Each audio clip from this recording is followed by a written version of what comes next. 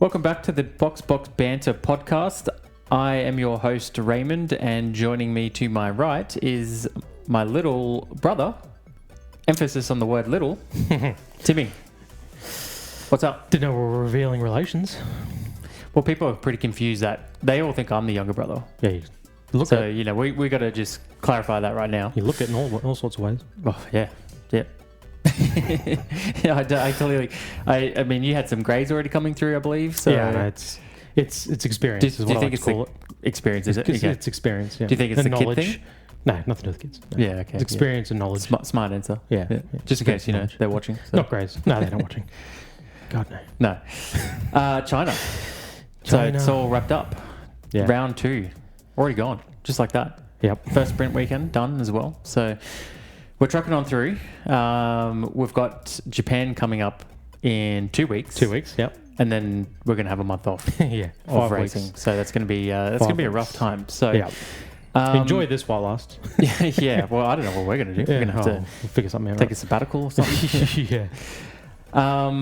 So I thought we could start with some positivity Yeah. because I that'd be don't good. feel, at least from my side of things, there's going to be a whole lot of positivity in this episode. I think there's going to be a lot more negativity. Yeah, possibly. It's possible. I don't know It's highly where your head's at with everything post China, but I definitely have some thoughts, and possible. Good. you know, You should. I've been stewing on it all day, so Yeah, I bet. I've been busy. I think let's start the show on a good note. Okay. Kimi Antonelli gets Yes. his first win. Or That's Kimi, always. Kimi Räikkönen, if you ask the podium Well, you're announcers. stepping on my categories later on, but yes. Okay. I actually didn't. I didn't I notice didn't it think live. that. Yeah, we didn't notice it live because we were streaming, but I didn't actually think you would have picked up I on that. sort of seen it. Yeah, I've seen it. Kind of hilarious. Yeah. So I thought it was like AI or something at first. I was like, how do you stuff this up? Or is it an inside joke or something? yeah. It's pretty bad. That's half the problem. You don't know what is actually real and what's Yeah. not. So yeah. But yeah, Kimi Antonelli gets his first win. So Yes, sir. that's always exciting. Yeah. You know, he was struck down by some emotion there. Clearly meant a lot to him, which is. I guess it's always good Hey, to he's see. 19. He's young. Even if it is this, even if it is this, you know, generation of car, somehow it doesn't feel as earned as like, Yeah, it's you know, not exactly a Max a V. at 18 years old. Well, I was more angling for. It doesn't quite have the same level of, I don't know, achievement as say like Michael Schumacher with a V12.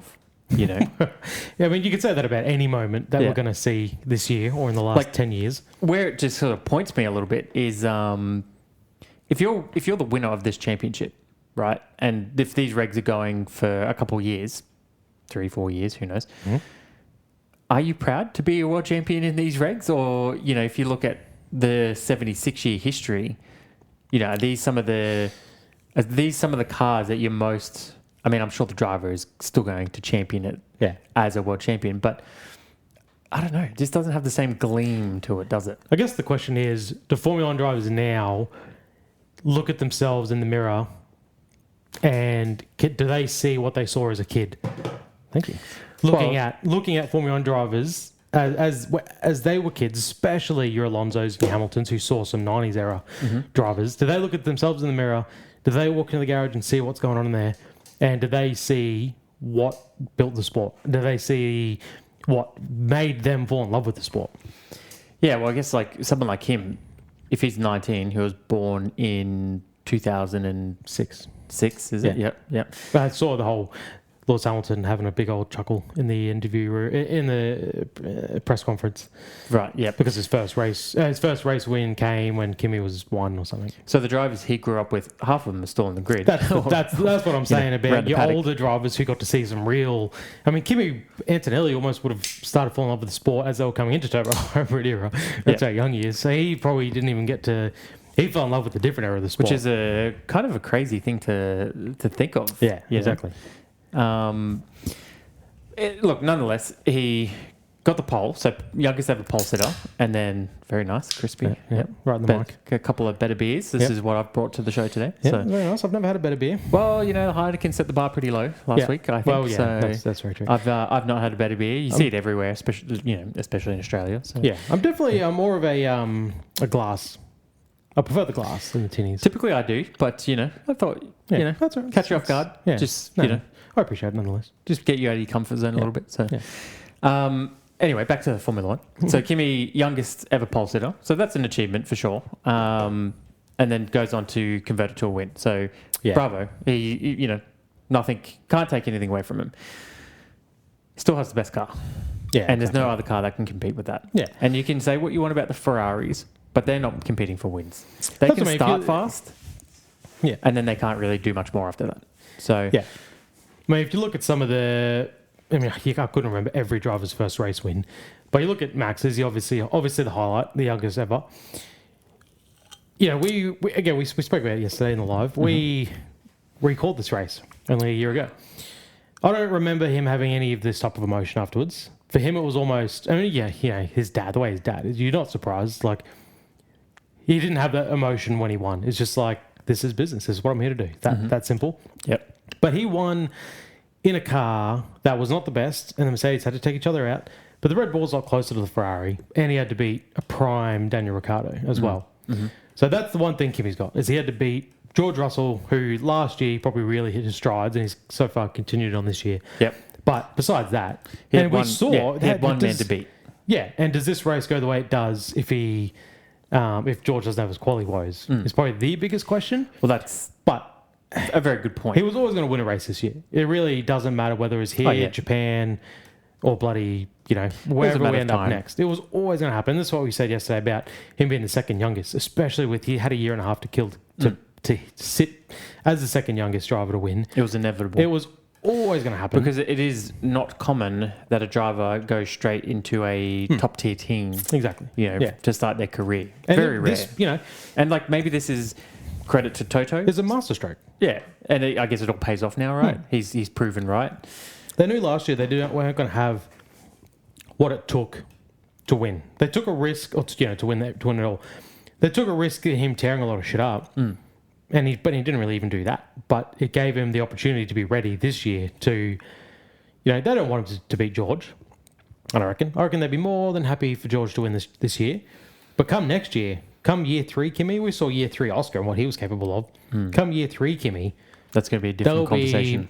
He'll be ready. Yeah. He'll be absolutely ready and the team will be it's ready. Funny. I kind of almost get more of a sense that they want Kimi to beat George.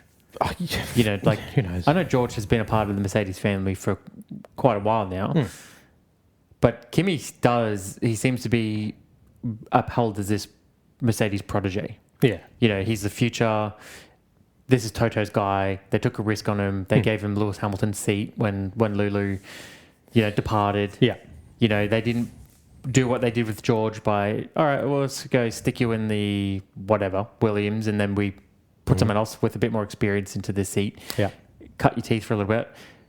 I almost get a sense that if it's possible, they'll back Kimi over George. And we saw shades of that last year.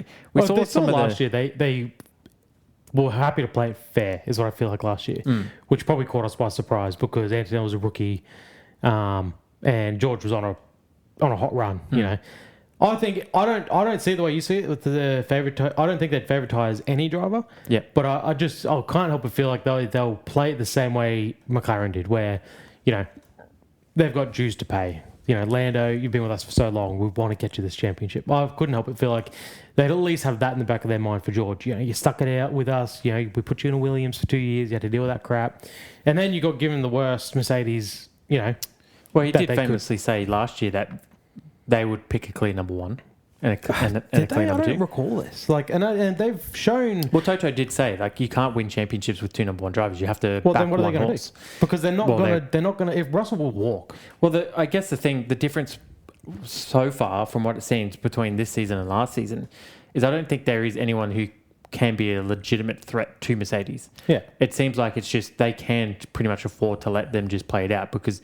Who's really going to put pressure on them? Unless that Merc engine starts failing and they start having a lot of DNSs or DNFs, that's going to bring someone closer to them in the points. But they need a lot. But they're going to stride ahead, and it's just going to be a 2-race horse, and so they don't really have any kind of outside pressure to be forced into making a call. Yeah, they can kind of just sit back and go, let it play out. Let it play out. They've got 2 number 1s because. George is good enough. I don't think he's the best racing driver there ever was. He's absolutely good enough to demand number one status or equal number one status. Well, particularly in that car, for sure. Yeah, or, he could walk. And there's probably half the grid would take him, if not more. And Kimi Antonelli, if they said to him, look, number two status, I'm sure he'd say for 1 year only. Yeah.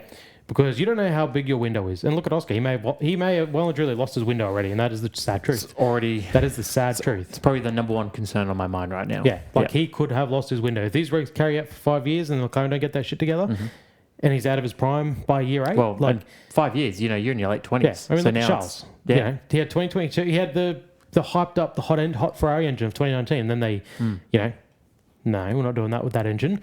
So they lost all their momentum. 2022 hot start. Thought all things were good and they were going to happen. No good. And all of a sudden he's coming up to a year 7, year 8 driver. Ferrari are the second best car now in these new regs. He may have lost his window.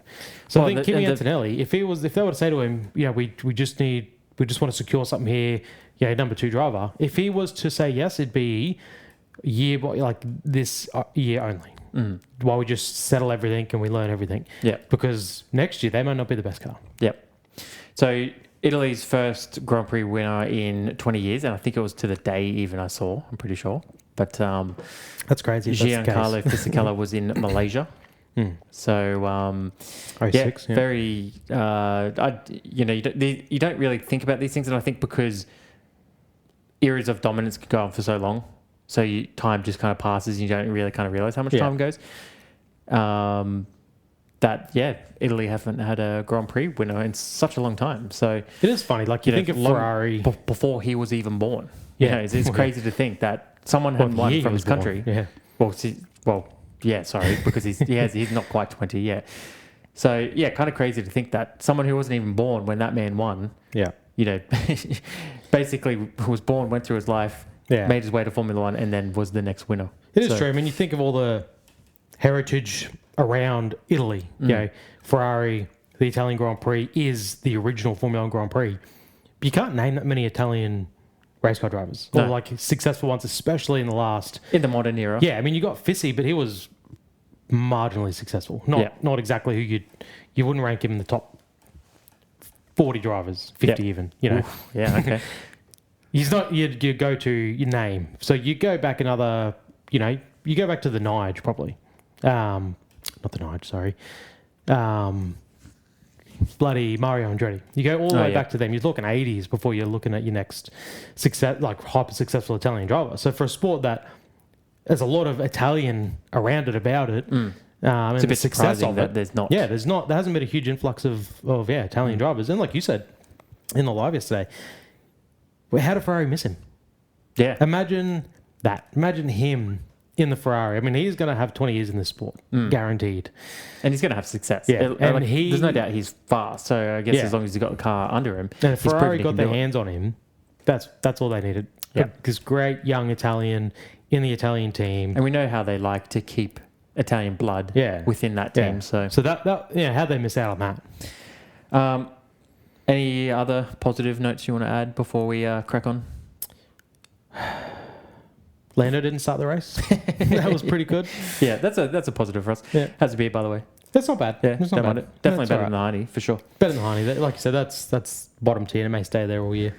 22. We're going to have 22 beers to taste. Yeah. If we can manage to not double up. And I think the Heine will stay at the bottom. Well, I'll just give you a fair warning. We'll be doubling up next week because I got a... You're a cheap son of a bitch. Okay, so... Cheap son of a bitch.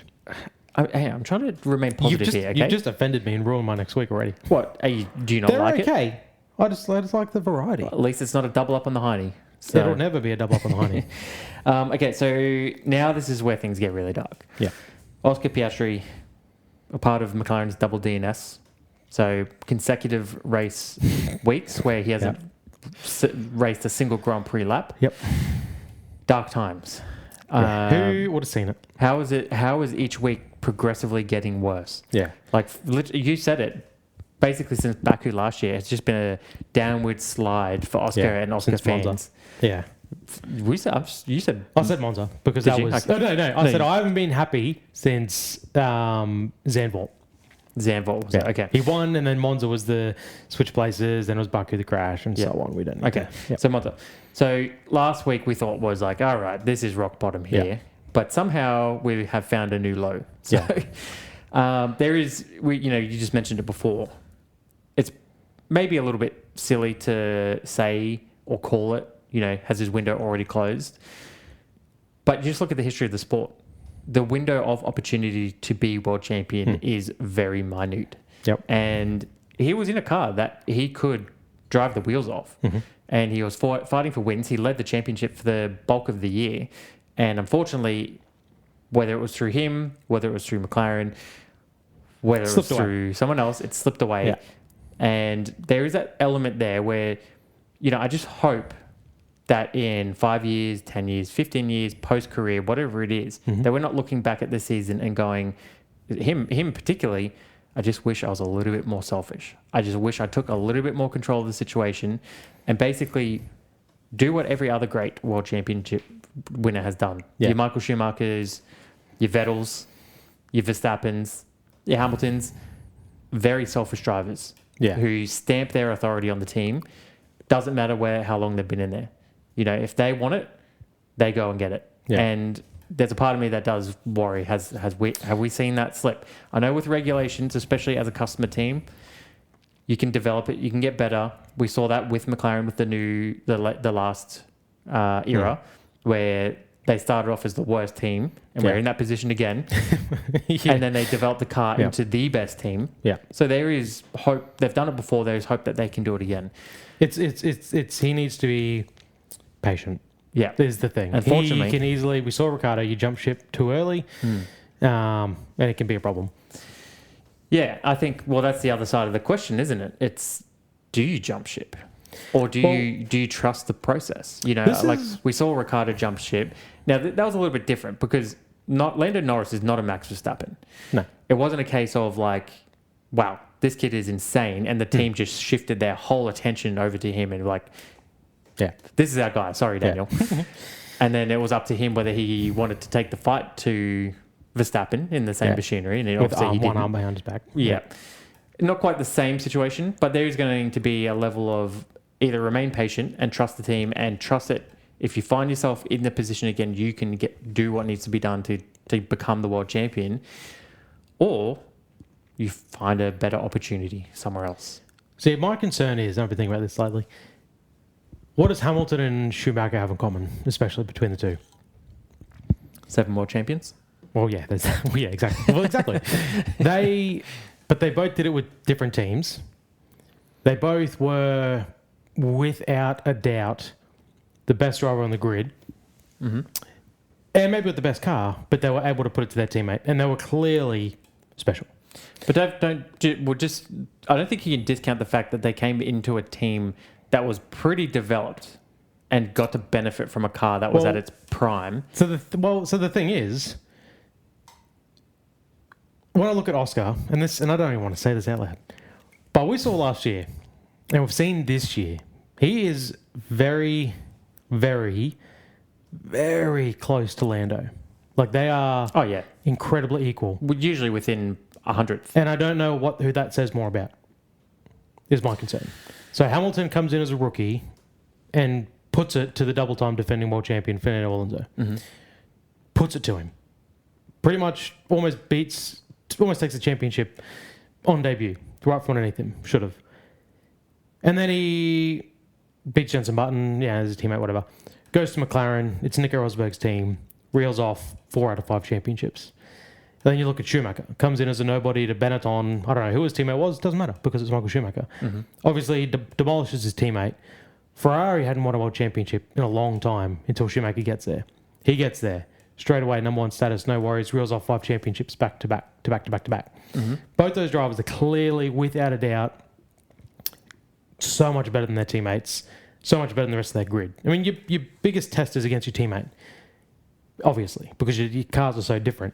So you're saying because it's not a clear difference between the two? Well, that's my concern. It's any team at any point would have taken Lewis Hamilton or would have taken Michael Schumacher, would take Max Verstappen, would have taken Vettel.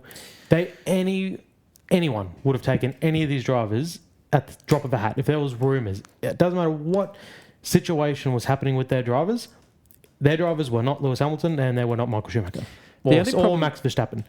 They would move earth to get those drivers.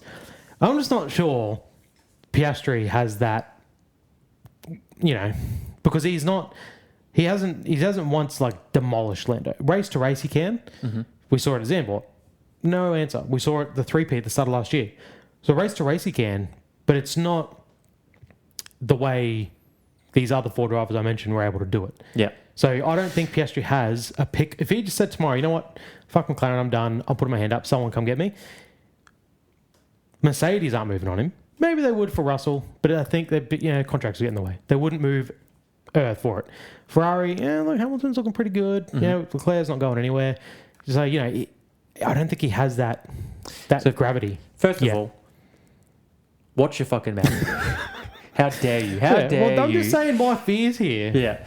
But second of all, I think, look, this era of F1 is so different to that era where look how overdeveloped drivers are. I don't think that was really the case in those eras back then. I think that, I mentioned yesterday on the stream, half of the grid could win the championship in that Merc. I think that drivers up and down the grid in general are more evenly balanced than ever before because of the way they have these driver programs and the way they develop drivers. Mm-hmm. So I don't think that that's necessarily a fair comparison in, Oscar v. Lando as a teammate battle compared to those guys when they came into the sport. Because I think naturally it has to be, the sport has evolved. Drivers have gotten better. Mm-hmm. There isn't as many nobodies on the grid anymore. There is a lot of talented drivers on there who, in the right car, can get the job done. The sport is also, with the salary caps and things like that, more equal than ever before. So, but you still have your outliers like a Max. You put Max against anyone. Do you though? Well, that's a big backflip from everything that was being said last year, even from you. Don't get me wrong. I think Max is the best driver on the grid still today, and I think he's the best driver in the world. Mm-hmm. But I think even with his struggles in that Red Bull, he... I don't know. I don't know how much is car and how much is driver. I don't know how much he's distracted by everything right now, and he's just not enjoying it, and so he's not as motivated to, he still has fought back through the field and gotten back to probably ahead of where that car should be. So he's still, in my mind, outperforming what the car is capable of doing. I think Verstappen is a once-in-a-generation driver. Do I think Piastri's on the level of Verstappen? Probably not, but we haven't quite seen him have the same opportunity maybe as what Verstappen has had. He had to sit out of the sport for a year. He had the whole kerfuffle with Renault and then basically came into McLaren, and it was very clearly Norris's team. And, I don't think that for a second, he could have won the World Championship last year very comfortably if he had the backing from McLaren, 100%. Much like Max Verstappen has always had the backing from Red Bull. Mm-hmm. So I think it's not a clear enough picture, at least yet, to make that call officially. Okay. Okay. All right. So we'll move on then. Yeah. If you got nothing else to add. I was just saying, it's talking about the windows of opportunity. Yeah. You don't know what the best opportunity, where is the best opportunity for him now? I don't know what Russell's, how long he... Well, at the moment, he hasn't raced a single race a lap this year. So McLaren hasn't been... Yeah, it's like he's got no hope this year. And honestly, I don't know. You look at the cars and I don't even know what racing is going to look like once they are close. And this is what I'd like to see. What the close cars that are developed and they're close together, what would the racing be like with this battery situation? Yeah. Is there something a driver can actually do? Like to overcome what the car is once the cars are closer? That's what I'd like to see. Okay. I mean, we saw qualifying Mercedes, Ferrari, McLaren. So it's clearly like that paints the picture that it is the car way more than the driver at this point in time. Oh, yeah. 100%. Yeah. Okay, well, let's move off Oscar. So we'll go into another, I guess, feel-good story. Lewis Hamilton getting his first podium for Ferrari. Yep. I forgot that, I think because he won China the sprint, I forgot he didn't get a single podium last year. It kind of feels like he's had some level of success with him already. Well, I guess to a point. So he 1 year, 1 season, and 2 races.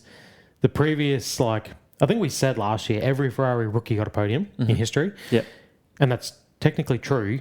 But Raikkonen, in his second stint, when he was obviously not a Ferrari rookie, he took a season and 4 races to get a podium in his second stint. So kind of it's a thing. Right. But very close. Yeah, okay. Oh, that's interesting. I think we're both pretty happy to see him up there. It was nice to see the old Hamilton back. Sort of prove that he does have some fuel in the tank and he's still hungry and he's still determined to have success in Formula One. I mentioned it yesterday that not many drivers have the opportunity of going out at the top end of the field. I won't say as winners because I don't believe that Ferrari are where Mercedes are. But, he's not going out sad like probably most F1 drivers at the end of their career.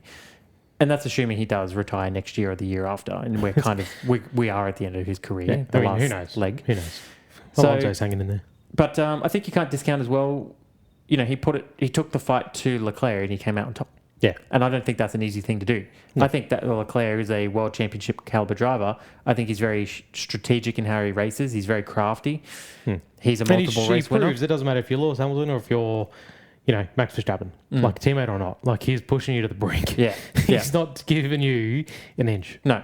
So the Ferraris, they put on a good show for us, and they probably saved the Chinese Grand Prix to a degree, even though their fighting really amounted to nothing. No, but it did give us something to watch. Yeah. It did make it interesting. It raised the heart rate just a fraction. It was interesting too because I think we both had maybe this perception that Ferrari in the cockpits that they would be frustrated and angry at the other driver for not one of them just easing off or letting up or whatever. Yeah. I found it interesting that post-race they were both pretty positive about it all and they said they had fun, they enjoyed it and they were all smiles and, high fives. We were saying on the live, I'm sure, like you said, one of them is off or just one of them, who's behind would just be like, just drive off, please. Just find some pace and drive off so we can just press on. But yeah, and then what was it? Leclerc came over the radio and said, this is actually a bit of fun. It's like, well, at least, it seems, when you watch it, it seems so frustrating. Especially because they do push each other to the limit. Well, they're racing to the edge, for sure. They're not giving each other heaps of space. Like, Leclerc has the knack of just running you off the track completely. Like, you choose to be out there. It's like, you're pushing to that limit, but then you're still having fun, even if you're the driver that's being pushed out off track. And, the way the rules are written, it seems unfair, but you're allowed to do it, And the whole thing with your teammates, you're meant to treat them a little better. You're not meant to run them off track and stuff like this, but Ferrari don't care, and they just run their battles, and it's great for us. But yeah, it was good to see that they at least enjoyed it. I mean, that's all we had to look forward to. Well, at this stage, it seems like it's going to be Mercedes 1-2 in whichever order, but it looks like Ferrari will probably just collect up that last podium position throughout the year, which means there's something to fight for those two. Yeah, you're either getting a podium or you're not. Well, and I think Hamilton showed his experience, didn't he? He enjoys the Chinese track. He knew how to race it a little bit better than Leclerc. So I think this will be interesting when we come up to some of the other tracks that he's famously good at, like Silverstone. Can he push that Ferrari a little bit harder to potentially fight for a win? Or at least he's going to take the fight to Leclerc for that third position. So he looks to be collecting some more silverware this season at least. So yeah, it's they were the highlight of the race. I mean, that race was just peaks and valleys. It had Ferrari's fighting, and then it all mellowed down a little bit. Ferrari started fighting again. Oh, it's pretty exciting. A couple laps, and then it would just mellow down again. That's what that race was. Yeah. Okay, so the next thing I want to mention is Bearman coming in P5 in Haas. That's actually very good. I think that's almost the most, I guess I'll say the most impressive thing of the race. Kimi being the youngest pole sitter, whatever, he's got the better car. It was a matter of time, as we said. If it didn't happen this season, it's probably going to happen next season. Yeah. And it came probably a little bit quicker than we thought. But Bearman in the Haas, P5, best of the rest, essentially.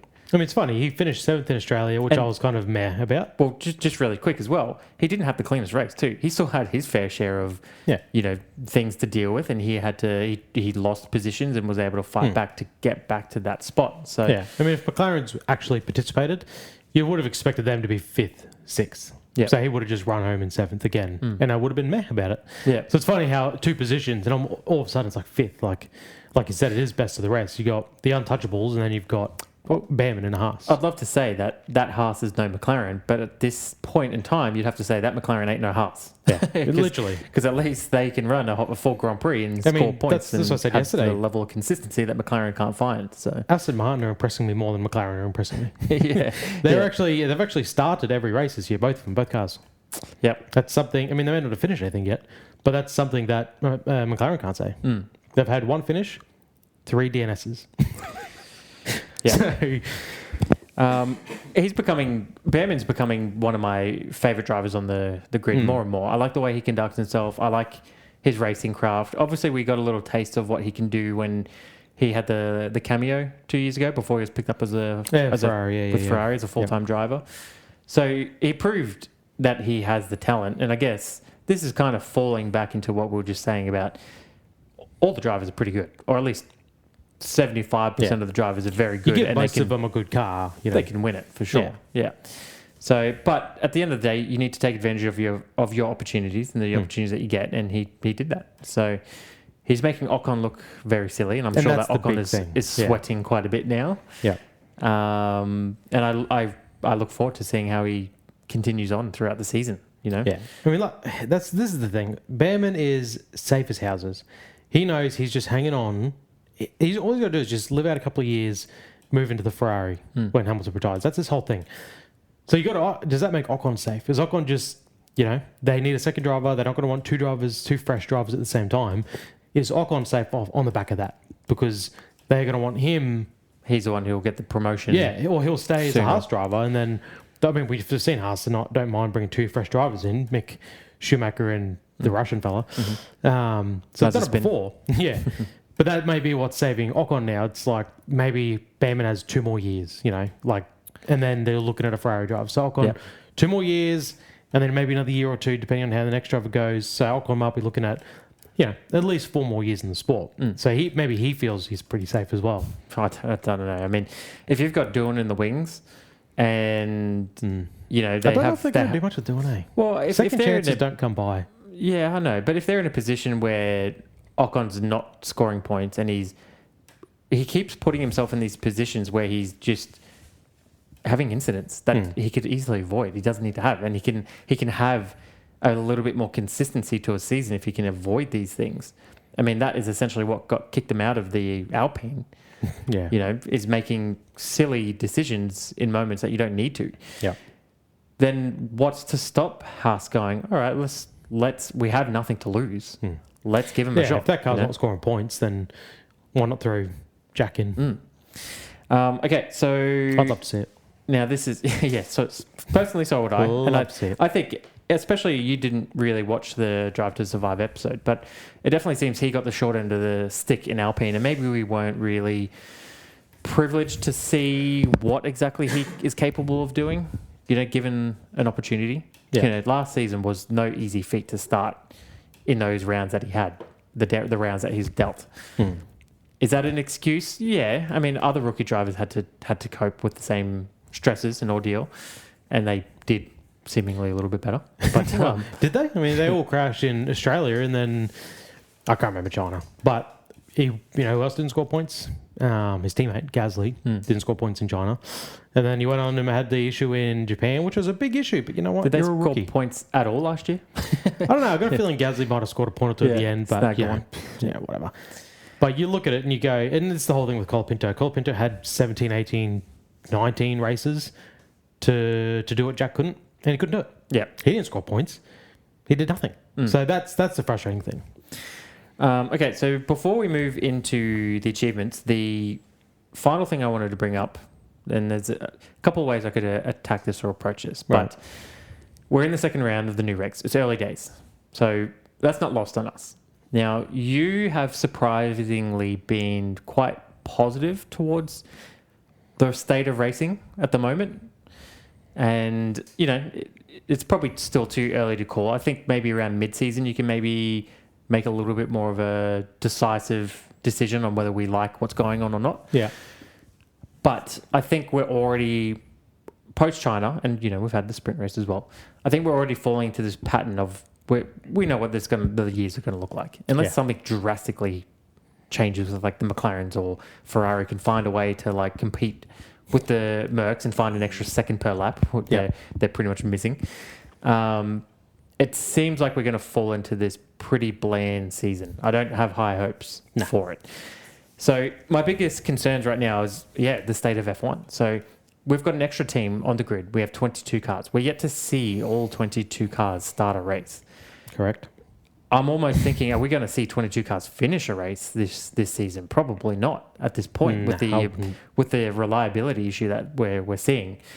Incidents at racing or otherwise aside, And then there was only 8 cars that finished on the lead lap as well. Yeah. So that's just the speed differential. Yeah. So these new regs, I think Verstappen had some pretty vicious words to say, and he's been very vocal about it.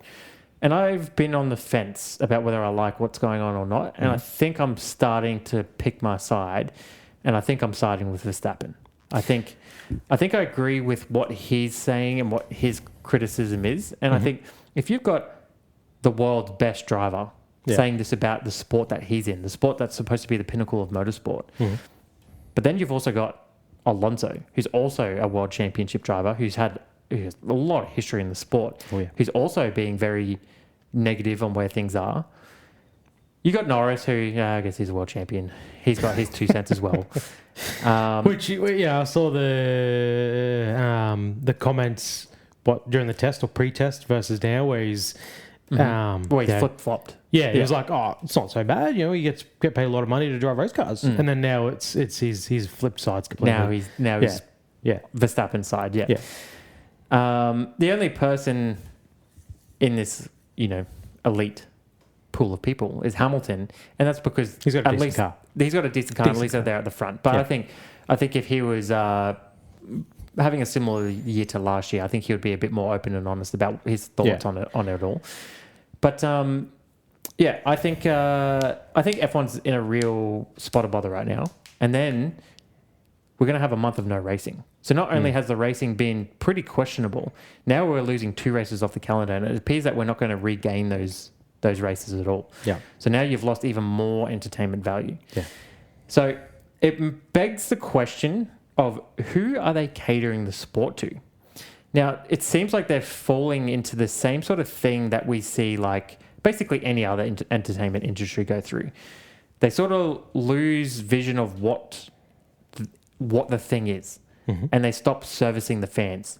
Now, video games, as we know, we're big fans of video games, are very famous for doing this. They'll take a franchise and then they'll flip it on its head and they'll cater it to, these younger kids.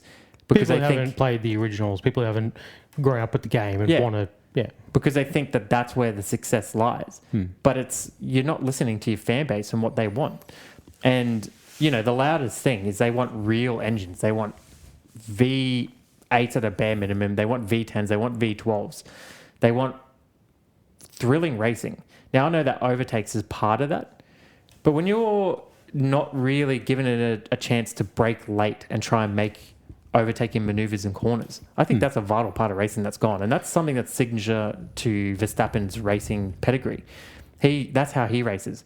Balls to the wall, pedal to the floor.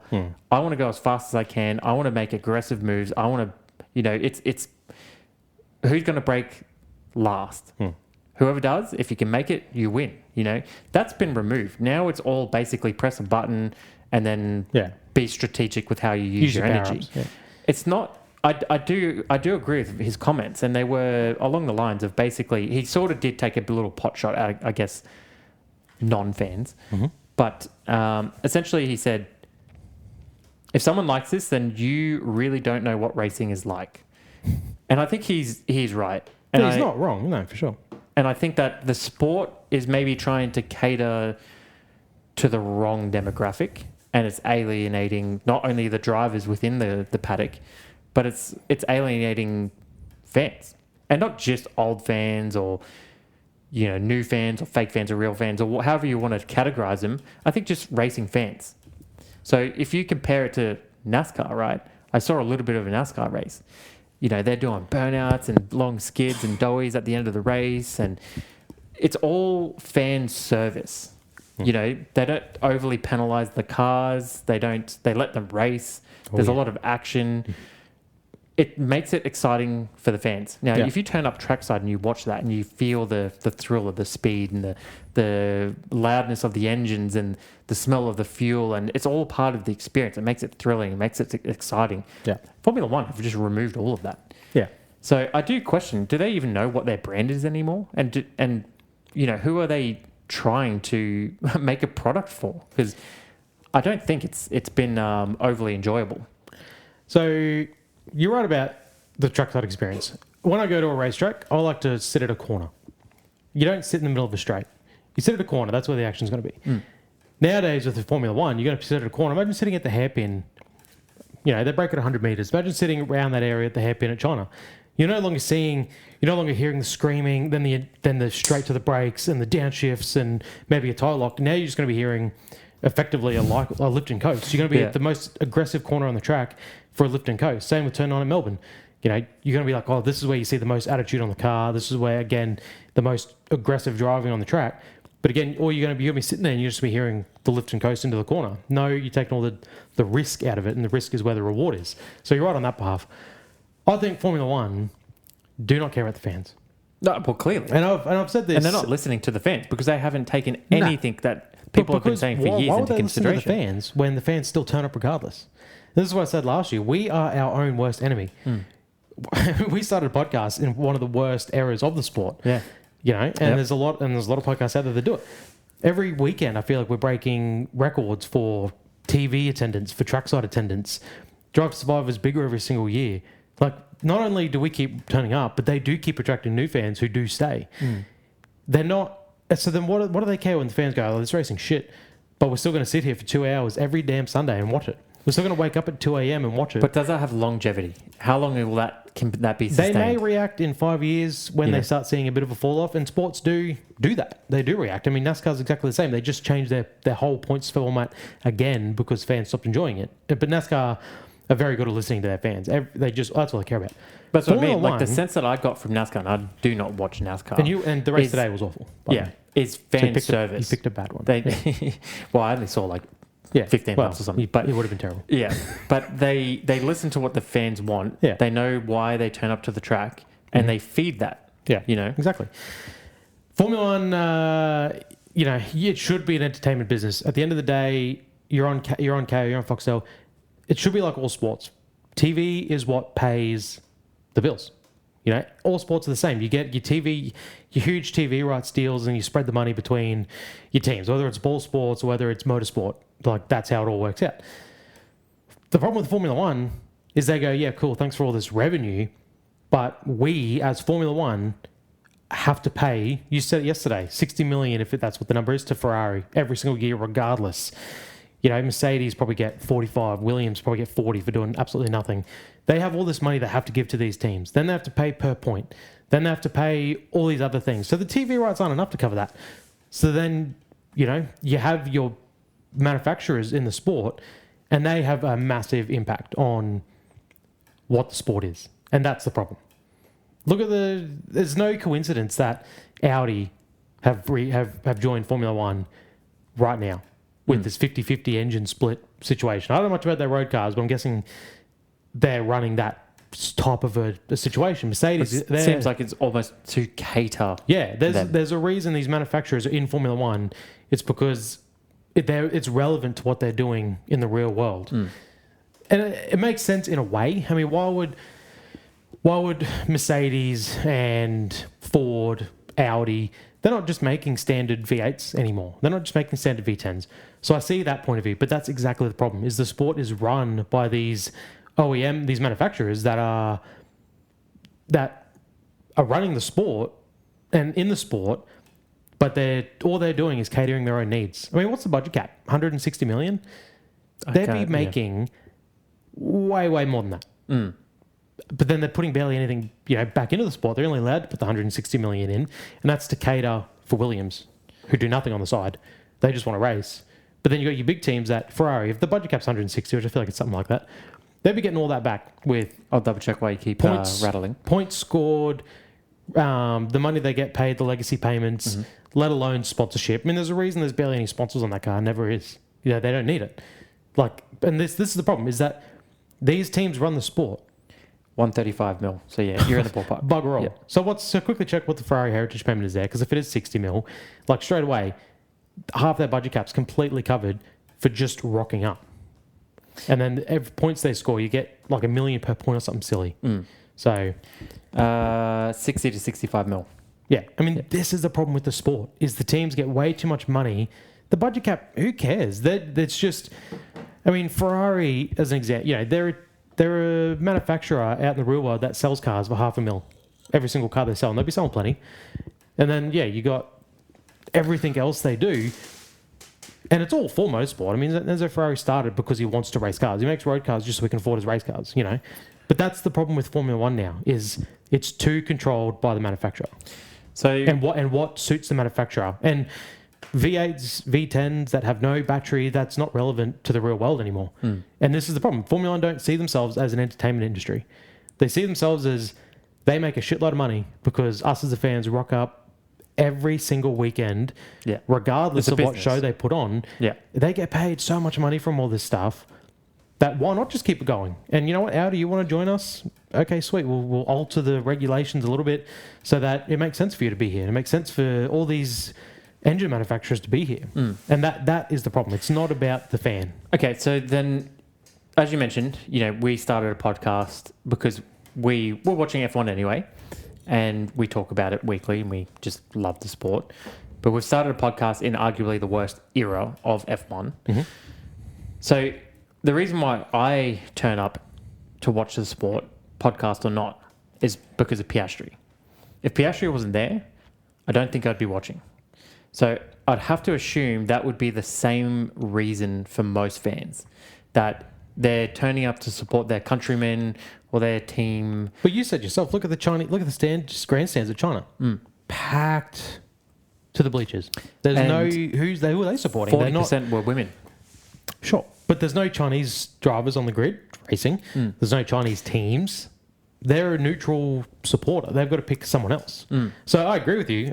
I mean, goddamn, even if Piastri is in the sport, if we weren't doing the podcast, I don't know if I'd be watching Formula One half the time, especially the way this year started. Last year's different. But, the entertainment value is incredibly low in the sport at the moment. Yeah, okay. It's built on hype. And I do feel like, going back to the regs and how this year's panning out, and I have been slightly positive because, again, all we have to go off is last year. And last year we saw you just couldn't overtake. Yes, when an overtake happened, boy, was it exciting because you had to work for it. And it was, look at, Oscar's overtake on Hamilton round turn 9 at Melbourne last year, for 9th place. That was great. You get this extra point. It's a crazy move around the outside. Look at his overtake on Hamilton again at Miami. Dirt flying everywhere. Goes around the outside. Just a baller move. You're not going to see that this year because you don't need to see it. There's a lot of moves that you saw last year that were exciting because you had to really work for it, even with the help of DRS. Whereas now, this year, the overtaking is more so, but it doesn't have that same feeling. It's not. It's really not earned. It is push of a button. You have literally 40, 50 kilometers an hour more top speed. See, I think, and what that does, I think, is it almost nullifies the driver. There's less skill than ever, maybe. It's high IQ. A driver now just needs to have a high IQ, I feel like. Yeah, you just need to know, and we know that the engineers are telling them what to do anyway. Oh, apparently they've got all sorts of beeps on when you need to when you need to, super clip. So then it when makes you need to be doing this. Wonder, can anyone do it? Once you've just been taught how to basically where everything is, and once you kind of, like anything, you pick up a video game, once you figure out the controls and the buttons and stuff, you can start to cook, It almost makes me wonder if there's any skill to the driving now. It's a different kind of skill in terms of, the legends of the sport that we've seen. And people like Senna, who had just unbelievable car control and feel. Even if the car was an absolute dog shit thing to drive, he knew how to wrangle the neck and still pull speed out of it. That's gone. And that will never come back. I think one little thing they could change, and this would never happen, but just so when you look at it on TV, it doesn't look so bad, is fake graphics. Thanks, Pete. They can keep the racing as it is because you're getting the overtakes, you're getting all that stuff. But change it for qualifying. Make it so you cannot super clip. You know, turn the battery off. Like, yep, you're going to have Camrys out there doing maybe 180 kilometers an hour, but at least the drivers are then maximizing. Because that's what I keep hearing. You're watching qualifying and you're seeing drivers.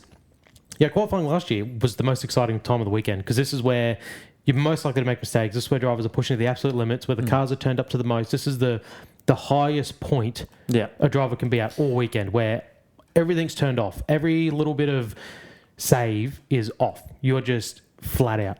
And sure, maybe they are now, but it's also a nice balance of saving still, because you still need that battery when you need that battery. So that's something they maybe tweak, because yeah, it's still gimmicky for the race, but again, we're getting the overtakes, and that's the one good thing we're getting. The racing between the Ferraris wouldn't have happened if they didn't have this battery thing. And again, I'm not saying it's great, but we are getting some kind of wheel-to-wheel action, you know, especially when it was a case of, all right, they're going to turn one equal. The batteries allowed them to be equal and side-by-side entering turn one, and then you get to see some race driver stuff.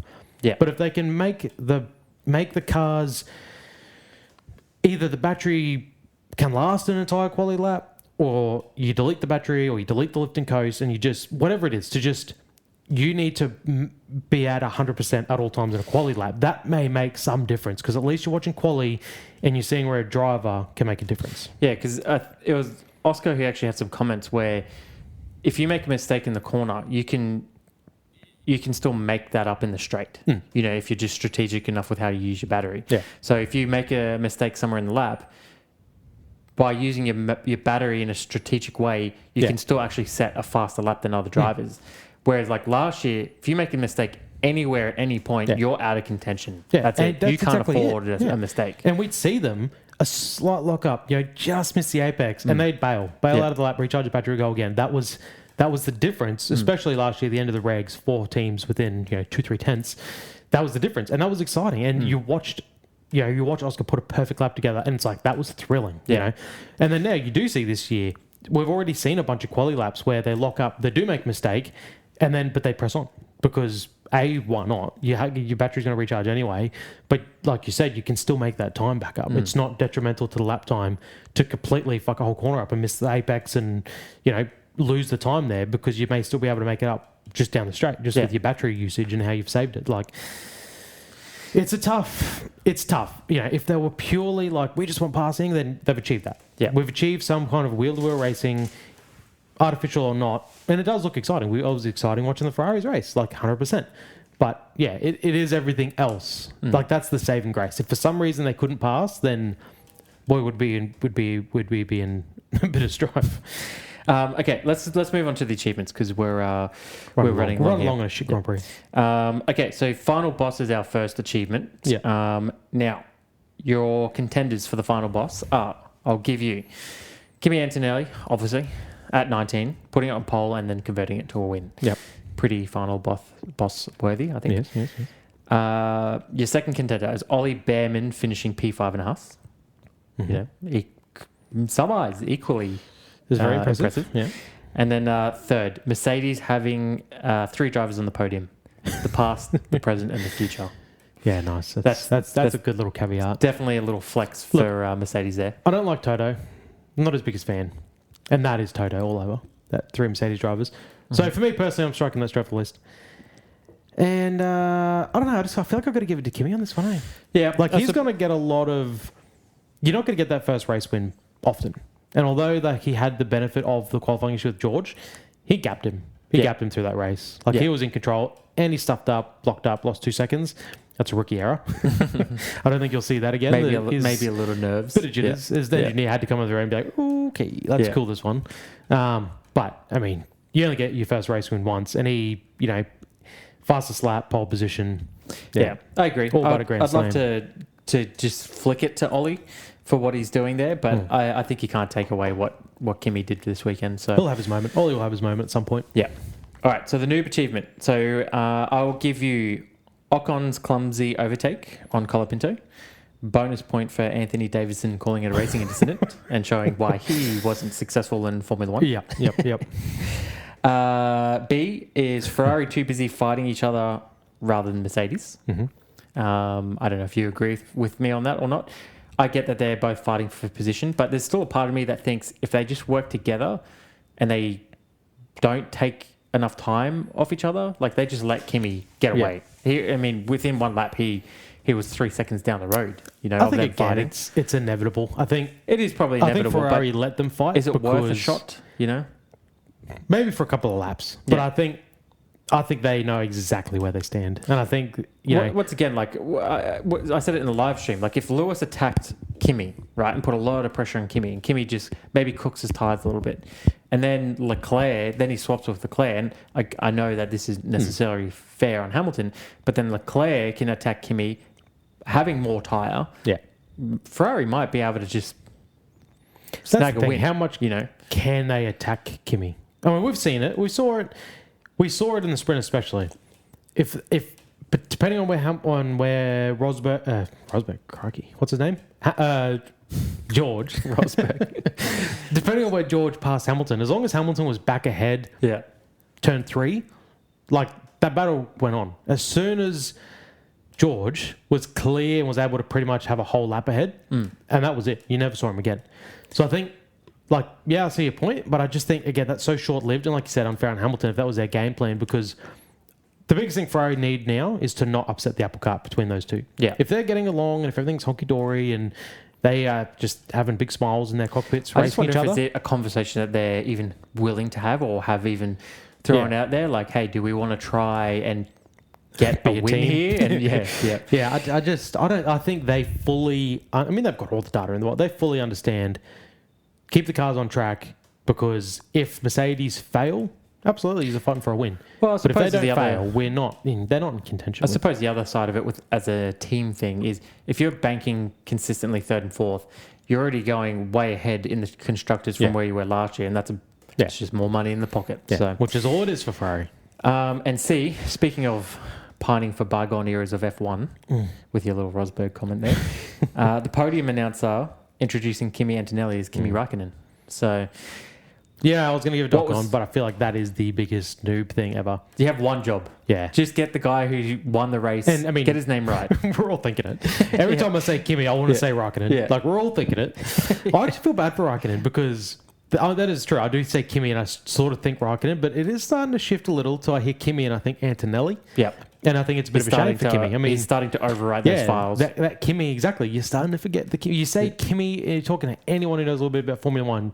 Up until last year, you say Kimi, everyone's like, oh, yeah, Kimi Raikkonen, great lad. You're starting to shift. Yeah. Yeah, you start, and not because Antonelli's necessarily better than Raikkonen. Raikkonen's OG. He's the man. Top 5 greatest bloke in the world. But I do think... Yeah, Kimi Antonelli, he's starting to take over the Kimi name. So, we're all thinking it. It's a pretty big fumble. It's a pretty big noob moment that you've got the one job, announce the winning driver's name, you get it wrong, but on top of that, it was the dude's first win as well. Yeah. So it wasn't even like... And it's going to be in everyone's Lewis memory Hamilton's forever. 90th win. It doesn't really mean anything. It's the kid's first win. Yeah, so. It's probably why he cried. Yeah. No, I'll have to give to that. That's a good one. Okay, so buffed achievement. So the team typically that have had the biggest increase in performance or driver. Yeah. So your first nominee is Alpine for P6 and P10. So coming out of nowhere and getting a double points. But again, a lot of cars. A lot of DNFs. And DNSs. Didn't see the checkered flag or even the starting flag. The green flag, yeah. So, but, once again, they took advantage of their opportunities. B, your personal favourite, Liam Lawson as the highest finishing Red Bull in P7. Speaking of benefiting from disaster. Yep. Or C, Haas, currently 4th in the Constructors, ahead of Red Bull and only 1 point behind McLaren. Yeah, I mean, see, that impresses me less because McLaren have had one finish. If I'm not mistaken... the race. Well, that's the thing. Haas, I believe they've had 4 finishes. Yep. Both guys have finished every race. McLaren have had 1 finish. And McLaren's still ahead. And that's why they're 4th. McLaren's still ahead of them. Well, yeah. So that's what I'm saying. So it impresses me a little bit less. And Haas have done this before as well. The Haas have had a hot start before, and you go, ooh, okay, constant points finishes, and then they fall off hard. Yeah. So How's your Haas- nuts? How's your nuts after that one? That was pretty high, wasn't it? Yeah, I didn't know you could get that high. Holding on That was- tight. Yeah, impressive. I'm more impressed with Bearman than Haas as a whole. It probably is just Bearman's points too, quietly. I think it is. Yeah. So, I mean, good on him. Yeah. But I've got to give it to Alpine. That came out of nowhere. And Well, I knew you weren't going even to give Colapinto getting a point. Lawson any kind of flowers or I chocolate. mean, again, so. you mentioned that during the live, Lawson being the top Red Bull. But then I was able to reel off exactly what happened to the other 3 Red Bulls Yeah. as to why Lawson was up there. So, again, Yeah, not I that agree. impressive. Came out of nowhere. P6 probably more so than the P10. Like the P10. No, but even then, that Franco was got shunted by Ocon, and he Yeah. still managed to finish in the points. And that was a last minute. Didn't someone DNF at the 11th hour? There was a DNF right at the end of the race, and that brought it might have Franco been in. Max with 10 to go. Yeah, I think And then it would've straight been. away I'll look at the points. Oh, who's going to get a cheeky point? And then Franco, bummer. But still, Yeah. he was running. I mean, even Franco, when we were doing the live, someone commented, he was running 5th or 4th. Is this his best running result? I think it was 4th. And we did put no effort into looking up whether it was or not. Well, but I he think it didn't seemed to pit. be. So he was there on but track nonetheless, position. But yeah. you never know how the race is going to play out. Yeah, I agree with the Alpine Yeah. achievement. I mean, Gasly out-qualified Max. Yeah. So it wasn't even just that they benefited from Exactly. non-finishers, non-starters on the race. He still put together a great quali lap and, exactly right. Positioned himself for some success. I think Alpine are the definition of a buff on this one. Oh, yeah. Yeah. Nerfed. So, your first contender. Driver radios seemingly just almost disappeared. non-existent. Yeah, Yeah. we get... They're very few and far between now. So we get very little insight into the cockpit or the back and forth with drivers in their team. Yep. B, Verstappen and his consecutive starting problems. So he's 3 from 3 now where he's just dropped off. Has lost. Hadjar had the same issues? I think he has. I think it is an actual Red Bull Drama. issue. Drama. I mean, he might as well not qualify. Correct me if I'm wrong. Are they still using those non-Honda engines? They just have Ford. That's basically... It's Red Bull powertrains, which is the nuts and bolts of what Honda was. Yeah. Okay. So we still haven't actually seen... I mean, they're a Ford-powered 4 or 5 Red Bull. years on. No. Yeah. Just checking. It's not. Yeah, it's a Red Bull powertrains powered by Ford, which was like when they were Tag Heuer, when they were Renault, but they were like Tag Heuer engines. Right. Yeah. Okay. Didn't know they made engines. But yeah. Or C, F1 the movie losing Best Picture at the Oscars. Crikey, didn't see that coming. Well, I'm surprised that they were even in contention. Yeah. I think that's an achievement. Surely they won some category. And I'm sure you don't know the answer to that, but surely they won something. I mean, I think they did. I think Don't it they was give out- sound effects. yeah. I Let's just think, say, don't they give out awards for like when you invent a new camera system or when you develop film? When you develop the film industry a little bit. It could have even been like special And effects or they something. did a lot of that sort of crap. Yeah. But as far as Best Picture, God, if they won that, I mean, I think Hollywood would have burnt down. yeah, that's pretty That would rough. have been the final straw. Yeah. I'll be thinking there's some real serious manipulation within the Formula One world if they manage to snag that. I mean, stay in your lane, Formula One. You're bad enough at that, for Christ's sake. Who was number one? Because I like that Nerfed one. radios. Oh yeah, right. Yep. I think Drive that's it. I mean, you said during our live coverage that was one of your favourite things last year. I disagree. I think they're they're a lap or two delay. Allow them to go to the swear word checkers, and then they get developed and cleaned up, and here you go. And it's like, well, this was 2 laps delayed. Yeah. So you kind of lose that bit of meaning, but at least there was something. At least we knew. Look, a little bit of something. I'm paying but $45 to KO to watch this shit. Yeah. At least They're give me giving some. you less. Yeah. Less decimals, less radio. Yeah. There's a whole lot of less Yeah, going on. exactly. Like, geez, they're skipping on everything Yeah, this exactly year. right. So. More less cars as well.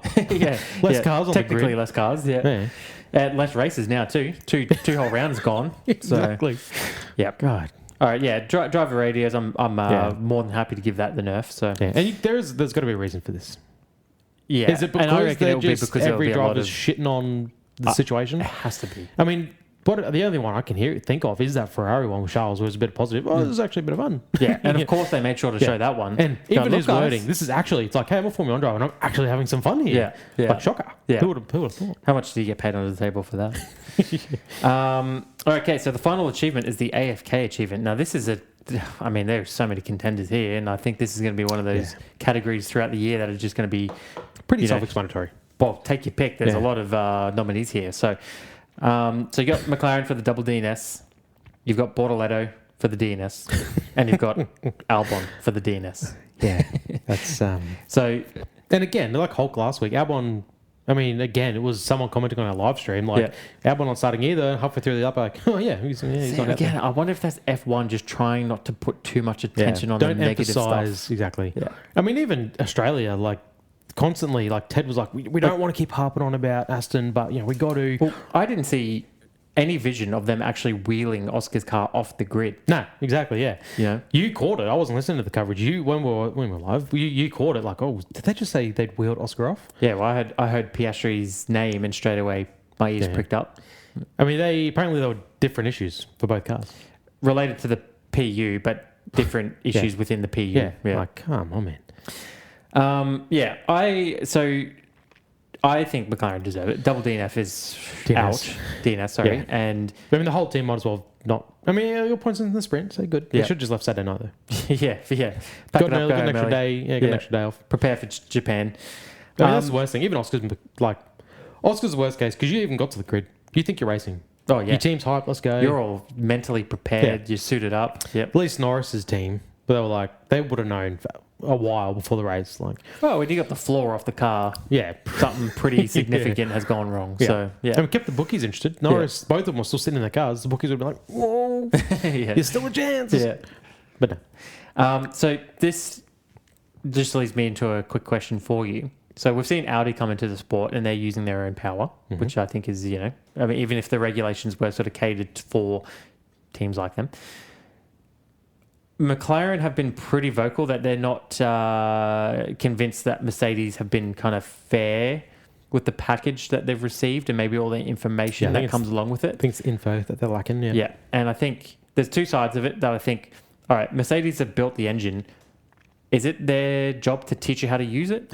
Like, do they give the manual? Yeah, I think it's all about, as a customer, you're paying for a certain amount of support. So, Williams may not be paying for as much support as McLaren might be paying.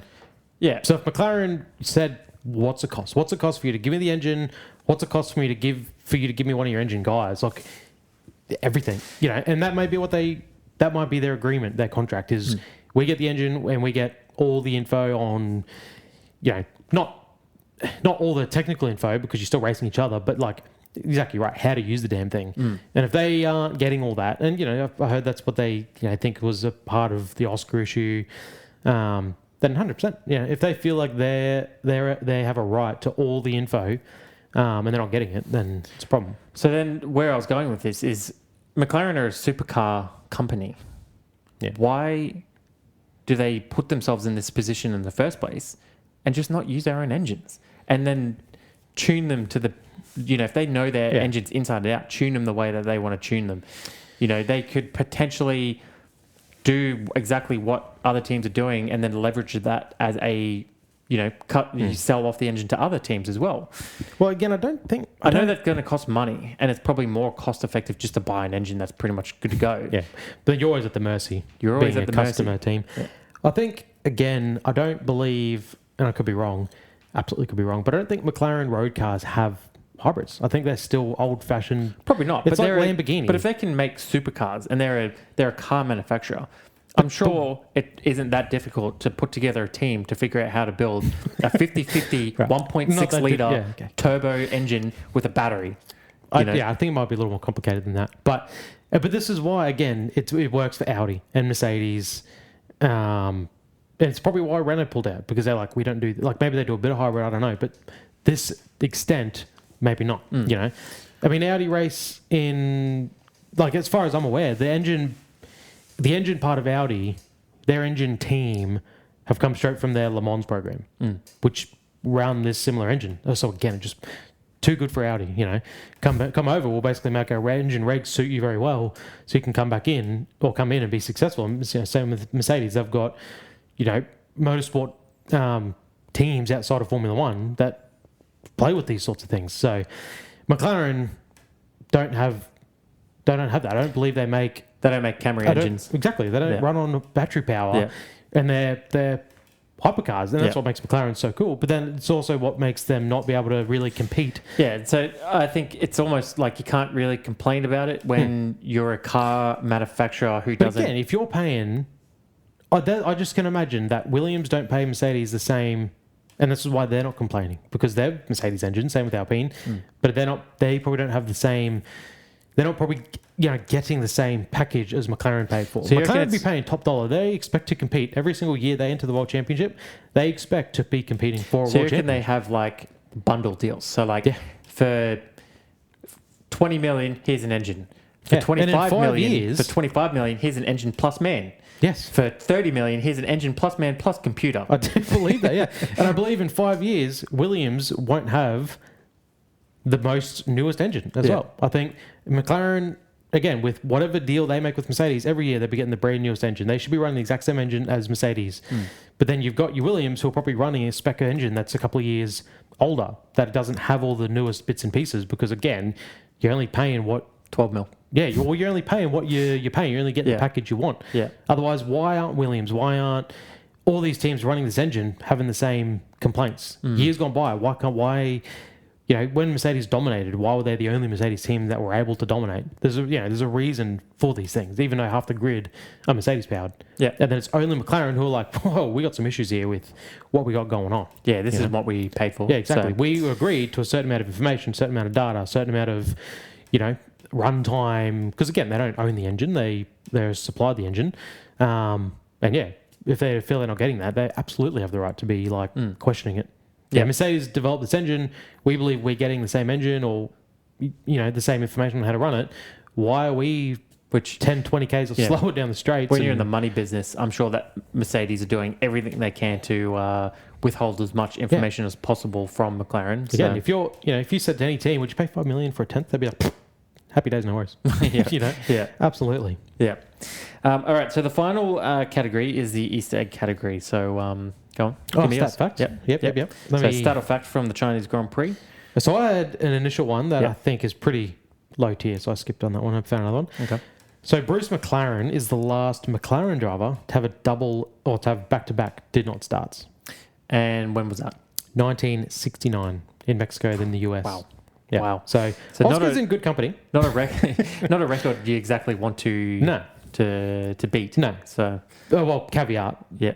Caveat. The last McLaren driver, yada yada, for technical difficulties, because half the grid had double DNSs in Indy in 2005. Yep. For the tyres. So an actual car-related reason. Yeah, Bruce McLaren was the last driver if McLaren to have that. Okay, so my Easter egg is if Piastri suffers another DNS in Japan, he might not get to complete a single Grand Prix lap until the 3rd of May in Miami. I mean, does his contract get cut in half? Does he only earn half the amount of money? I saw another little thing, and it was like, we should start calling him the tyre whisperer because he has 0% tyre wear. Oh, man. I mean, it's like I said yesterday, he's keeping his win percentage intact. Yeah. I mean, he got 9 wins off, maybe 65 starts, something like that. He's well and truly intact. That's the thing. He's like, he probably went on the grid and went, Lando's out. I've got this shit box. You know what? Just take me out. Yeah. Save my record. Yeah. It's like, they changed in the NBA. The 3-point heave doesn't count towards your stats in the last 5 seconds. You have to keep so you can go for it, keep your record intact. This is Oscar's thing. He goes, I qualified pretty shit. The car's off the pace. Yeah. You know what? I'm good. Okay. So that, I think that covers everything in terms of the Chinese Grand Prix plus some. Yeah. Next week, we will run just a standard podcast episode. We'll come up with something, and then it'll be Japan. Yep. So that'll be Japan, yep. Yep. Thanks to, I believe it was Mish last night who corrected us. Yes. You told me it was a triple header. I, of course, have every faith in you. Hey, I'm running a lot of shit here. You were incorrect. Maybe you should take a little bit of initiative and take over a few things here. So. Upset. You just let me know. You just let me know, brother. You let me know. I'll hold you to that. Yeah. Thanks for tuning in. Like, subscribe, follow if you haven't. We always appreciate it. We love seeing those come through. Oh, love it. Yep. Yeah. And whether you like what you see in Formula One this season, whether you don't like it, come along for the ride because we're going to be tuning in every week, regardless. And we'll let you know how we feel. That's for sure. Oh yeah. We not hiding. F1 won't be silencing us. Yeah. I stand with Verstappen on his comments. Yeah. I think when you've got the world's greatest driver having such a vicious viewpoint on your sport, I think you got problems. And low key, letting it known he'd be happy to walk away. Yeah. If it comes to it. Which would be a shame if. Well, you're losing. you know, because very quick order, Alonso and Hamilton will be going as well. It's like, wow, where's all the stars? NASCAR has a bit of a star problem at the moment. Very different looking Formula And they're One. going to be, exactly, Formula One being the same thing. It's like, yeah. A big upset if he goes, and then, because, like I said, you're very short order, the others will go. If he waits 5 years, Kimi Antonelli will be huge. Bearman, like all 3 of the rookies last year will be pretty big in a couple of years. You just need that transitional period to takes pass time to get. I through. mean, Sainz will be the biggest star on the grid, and he'll be rolling in 19th every race.